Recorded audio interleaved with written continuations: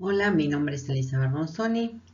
Esta es una capacitación ambiental en la cual vamos a hacer una reseña de las implicancias ambientales que poseen las obras en todas sus etapas. Vamos a hacer referencia al manual de procedimientos ambientales y vamos a hablar de la gestión de los residuos.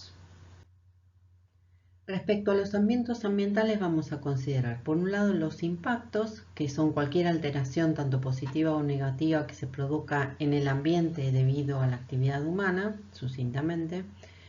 Y los impactos ambientales son aquellos eventos que en los que uno, cuando su carácter es negativo, puede mitigar.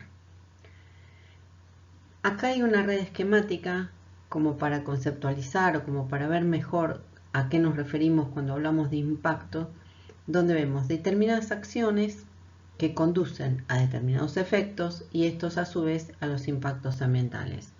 Como acciones, por ejemplo, tenemos el funcionamiento de equipos y maquinarias. Este funcionamiento de equipos y maquinarias lo que hace es una variación del nivel sonoro del ambiente, o sea, provoca ruido.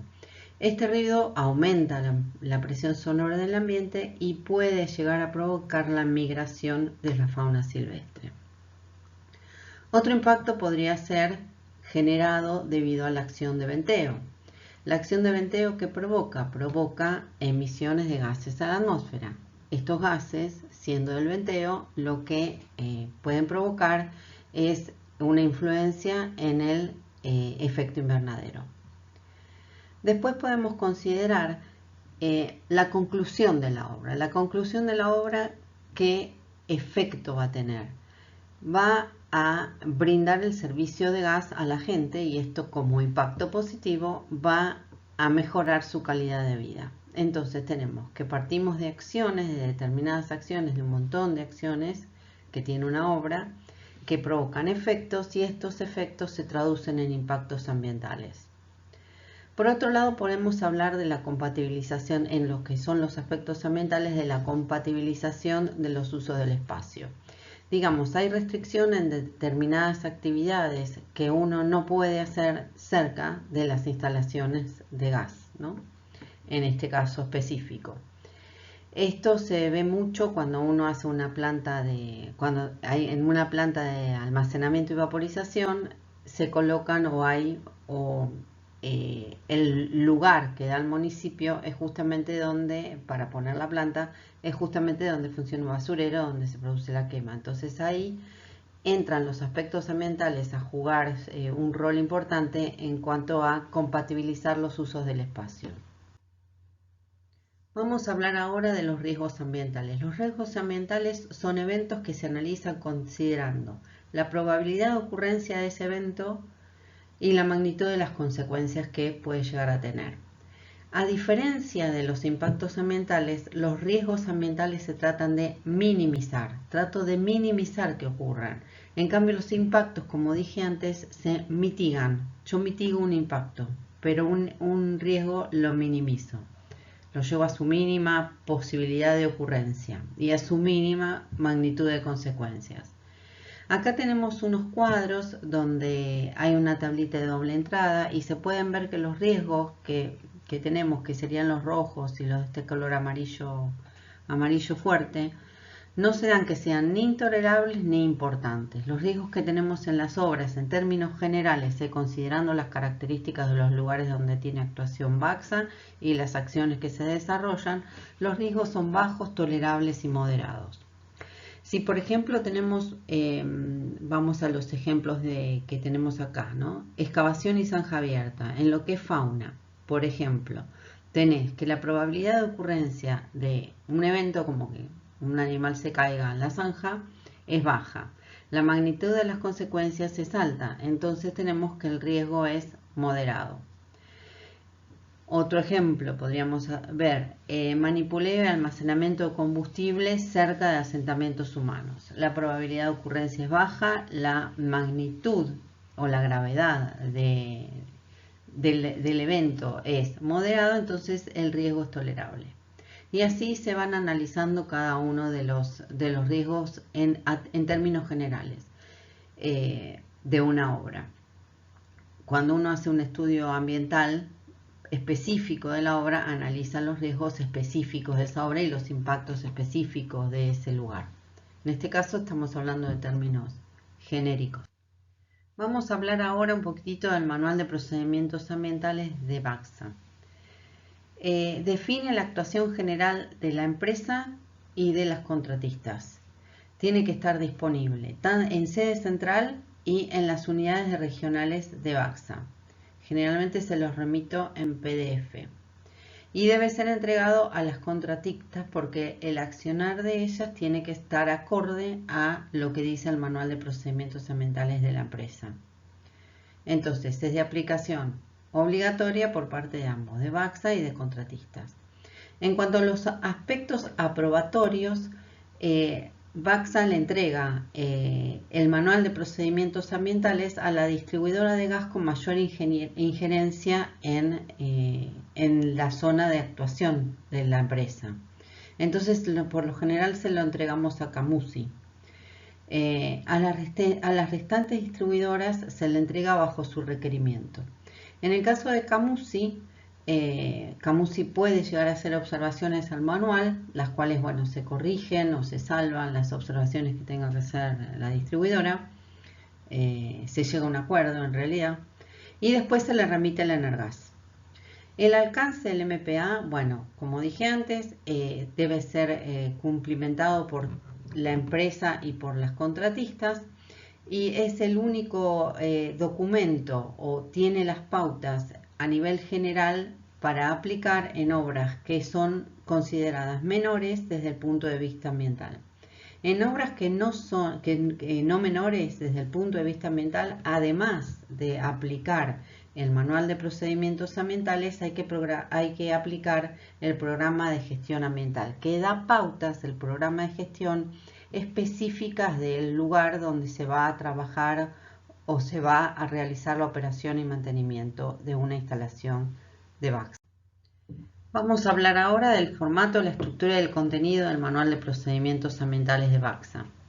Primero vamos a indicar que existe una norma, la BAG NT 1001, que es la estructuración de la normativa técnica. La gerencia técnica cuenta con esta norma que establece el formato que debe tener la normativa a cumplimentar por parte de la gerencia. Entonces tenemos manuales, cuya sigla es MT y la numeración comienza en el número 3000, normas, cuya sigla es NT y su numeración comienza en el 1000, y guías prácticas, cuya sigla es GP y la numeración comienza en el 2000. El MPA, o sea, el Manual de Procedimientos, tanto en lo que es su formato como en su contenido, cumple con lo que indica la BAG NT 1001, o sea, la normativa técnica, y también lo que exige el requerimiento en cuanto a todos los puntos a tratar de la ANAC 153. Entonces, contiene este manual una sección 1, que es una sección general, donde el presidente de BACSA asume el compromiso de mejoramiento continuo en materia de protección ambiental. Se encuentran establecidas las injerencias y responsabilidades que hay en materia de protección ambiental y hace referencia a la capacitación, entrenamiento en medio ambiente de acuerdo a lo requerido en la ANAC 153 también. Ahí hay un formulario, una planilla que después vamos a completar al término de la presente capacitación. La sección 2 corresponde al marco legal, donde están toda la legislación ambiental aplicable, los permisos y autorizaciones que hay que obtener antes de inicio de obra en materia de protección ambiental, y una sección 3 que es el diagnóstico ambiental de toda la provincia. El diagnóstico ambiental es los aspectos físicos, que incluye geología, geomorfología, clima, suelos, y los aspectos biológicos, que hablamos de flora y fauna, y los aspectos socioeconómicos y culturales, que hablamos de arqueología, paleontología, cantidad de población, bueno, todo lo que hace al aspecto sociocultural de la provincia de Buenos Aires. Tenemos también la sección 4, donde se encuentran incluidos todos los procedimientos operativos que que hacen al accionar de Baxa. Entonces tenemos, por ejemplo, el de construcción de túneles y perforaciones dirigidas, el manejo y monitoreo de hidrante, cada uno de los procedimientos que son requeridos a tener por el ENERGAS, y se pueden ir incluyendo los que Baxa considere oportunos de incluir. La sigla, para diferenciarlos de otros procedimientos, empiezan en el número 1100, o sea, son BAG, NT 1100, 1101, así hasta el 1116. Los de, por ejemplo, los de seguridad e higiene son BAG NT 1200, arrancan en el 1200. Eso es para diferenciar unos de otros. Vamos a hablar ahora del procedimiento BAG NT 1105, que corresponde a la gestión de los residuos, cuyo objetivo es establecer la metodología de manipuleo y disposición de los residuos, sean sólidos, semisólidos y líquidos. Esto habla de la gestión integral justamente de los residuos y de la legislación, teniendo en cuenta la legislación aplicable a los mismos. En cuanto a almacenamiento, podemos resumir que los residuos tienen que ser separados según categorías que están listadas. Hay un listado de clasificación y disposición que se debe tener en cuenta en cada localidad donde se trabaja, cuál es la separación en origen, si hay una disposición aplicable diferente o no, cómo es que lo hacen en la localidad. Todos los residuos deben estar dispuestos en recipientes metálicos o plásticos, diferenciados por colores, deben tener su leyenda y su correspondiente tapa. Hay que tener en cuenta que para el establecimiento de los colores de los recipientes y contenedores, si bien se tiene en cuenta la resolución de la OPDS número 2 del año 2009, donde se establecen los diferentes colores para la disposición selectiva de los residuos sólidos urbanos, en lo que es obra no es conveniente tener tantos recipientes de tantos colores diferentes. Entonces, más que nada se separan en lo que serían reciclables de los no reciclables, para evitar la colocación excesiva de recipientes en una obra. Entonces, ahora vamos a ver los colores y los tipos de residuos que irían en cada uno de ellos. Así como vemos, tenemos recipientes de 3 colores diferentes: los recipientes, los domiciliarios húmedos, que son los recipientes de color azul o negro, serían los tipo A, donde irían los restos de comida, yerba, café. Los residuos de obra, que serían los verdes, son tipo B, llevan bolsa de polietileno verde. Se podrían poner bolsas, chatarras, hilos, cintas. Y después tenemos los rojos, que son los recipientes para residuos tipo C, que son los residuos especiales, como pueden ser electrodos de soldadura, como pueden ser restos de aceite, lámparas, etc. Después, otro tipo de residuos que se dan en obras son los desmalezados, restos de vegetación, que muchas veces son apilados para carga y transporte, y otras veces son utilizados para evitar la erosión eólica, entonces se los pone arriba de la tapada. Eso lo he visto. El responsable técnico de obra, sea de la contratista o de Baxa, es quien define los lugares donde colocar los recipientes, una buena ubicación como para que sea accesible y no sea un lugar donde moleste los recipientes. En respecto al transporte de los residuos, en el caso de que el personal de Baxa realice el transporte de residuos, dadas sus actividades en las unidades operativas o regionales, estos residuos tienen que ser transportados en recipientes adecuados, evitando su esparcimiento. Se podrán utilizar bolsas o alforjas para su traslado. Obviamente los recipientes tienen que estar inmovilizados en los vehículos de transporte, y en el caso de peligrosos deben ser transportados hasta un lugar de almacenamiento transitorio para luego que sean llevados al lugar de acopio que esté legalmente establecido en el propio municipio. En el caso del transporte de residuos para disposición final o tratamiento, corresponderá que el transportista esté habilitado por el Ministerio de Ambiente para realizar ese transporte. el técnico responsable requerirá a la empresa transportista la documentación habilitante para justamente realizar el transporte de los residuos especiales o peligrosos. Respecto al tratamiento y a la disposición final de los residuos, en el caso de los especiales deben ser gestionados según el requerimiento municipal y la normativa vigente. La disposición final de todos los residuos se debe llevar a cabo en sitios autorizados los días y horarios establecidos por el propio municipio. Queda prohibido abandonar, enterrar o incinerar residuos. En el caso del agua producto de la prueba hidráulica, podemos hacer referencia al procedimiento BAG-NT 1104 que habla de eso. No se puede arrojar si esa agua no tiene los parámetros físicos químicos de vuelco establecidos en la resolución de la Autoridad del Agua número 336 de 2003. Debe tratarse y disponerse de acuerdo a cómo dan estos parámetros. Si no dan bien, esa agua empieza a ser residuo peligroso. De utilizarse metanol para el secado de cañería, debe tener en cuenta los procesos de regeneración e incineración mediante operadores habilitados por el Ministerio de Ambiente.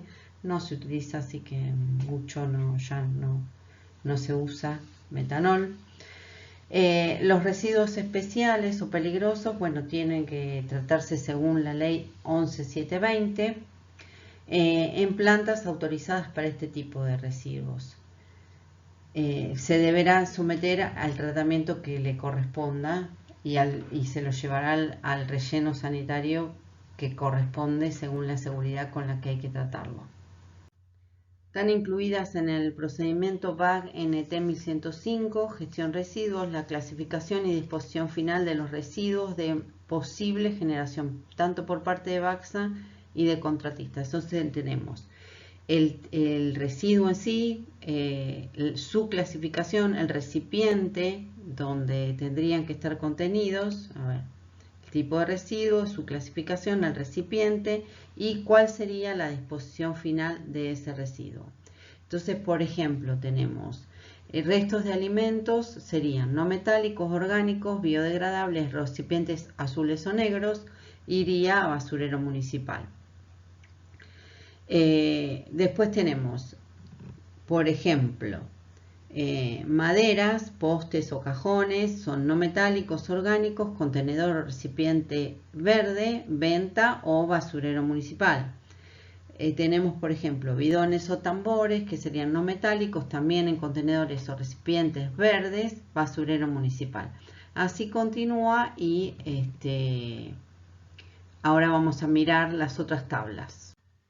La tabla continúa donde vemos que siguen con los residuos que pueden ser ubicados en contenedores o recipientes verdes, como por ejemplo vidrios que van a basura municipal. Hace referencia al agua de la prueba hidráulica, no metálica y que su disposición final, como dijimos antes, estará de acuerdo a los valores que arroje el análisis que se haga, el análisis físico-químico que se haga de ella.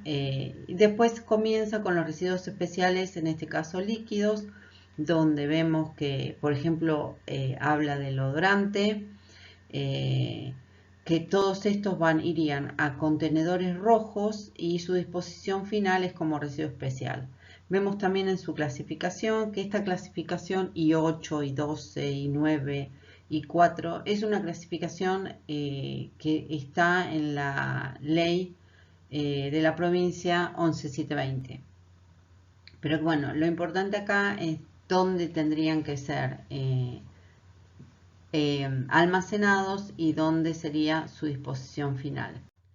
Continuamos con los residuos especiales, pero en este caso serían sólidos, como pueden ser pinceles, rodillos, con la clasificación dada por el Ministerio de Ambiente en este momento, el tipo de recipiente y su disposición final. Digamos que son recipientes rojos y son todos residuos especiales, como dijimos recién. Otro tipo de residuos serían los cloacales, pero en este caso de su disposición final se encargaría la empresa del mantenimiento de los baños químicos. Como dijimos antes, también hay ramas, residuos, restos de vegetación, que son no metálicos y orgánicos y biodegradables, pueden ser apilados para su posterior carga o control o utilizados para el control de la erosión. Me resta agradecerles mucho llegar hasta acá. Necesitaría por favor que completaran el cuestionario correspondiente a esta capacitación y que después firmaran la planilla, que a los que están lejos se las voy a enviar por mail y a los que están acá va a estar en mi escritorio en el 7º piso. Muchísimas gracias y muchísimos saludos.